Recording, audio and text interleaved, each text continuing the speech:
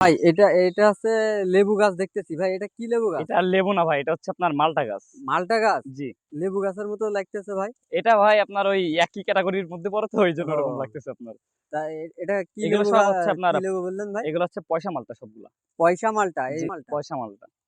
এটা হচ্ছে আপনার আপনার চাষ করার জন্য আরকি সবথেকে বেস্ট চাষ আপাতত। করার জন্য। হ্যাঁ। ও এমনি আমি যদি এক পিস নিয়ে লাগাই হ্যাঁ, তাহলে? এক পিস নিয়েও লাগাতে পারবেন। এটা আপনার ফলও তুলনামূলক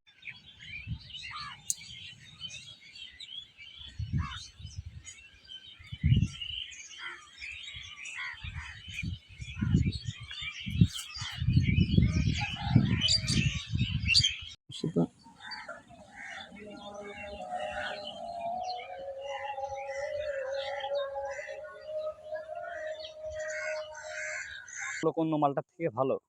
ফলও ভালো দেবে না? জি, জি। ধরনও ভালো প্লাস সুস্বাদুও অনেক। যারা চাষের জন্য নেই হ্যাঁ, তাদের জন্য চাষের আর জন্য কি এটা ভালো আরকি হয়। ভালো হবে। ও যারা ওই এভেলেবেল চাষ করে তাই এভেইলেবল তো? চাষ করে যারা।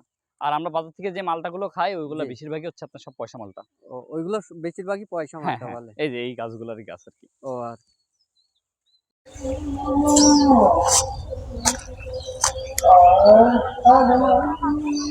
তাই ওই আঙুল ফলে গাছগুলো ভিড়ে পড়ে পরে তিন কাটাল আর এইগুলো কি গাছ ভাই? এগুলো হচ্ছে আপনার পয়সা মালটার ছোট গাছ। ও পয়সা মালটারই এইগুলো হচ্ছে এগুলো ছোট ছোট গাছ। গাছ। জি। এখান থেকে আপনারা আছে নিয়ে যান, নিয়ে যেয়ে এখান থেকে দোকানে নিয়ে যায়, শো হ্যাঁ। শো করলে তারপরে কাস্টমারে দেখে নিয়ে যায়। জি ভাই।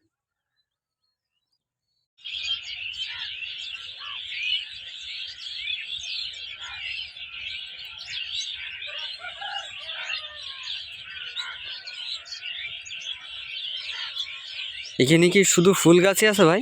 ভাই এখানে ইন্ডিয়ান ফুল, ফল সব ধরনের চারা পাবেন।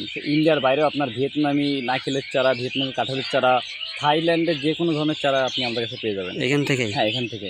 এমনকি থাইল্যান্ডের গোলাপও একমাত্র দশরা আমাদের কাছে অ্যাভেলেবেল আছে। আচ্ছা, আচ্ছা।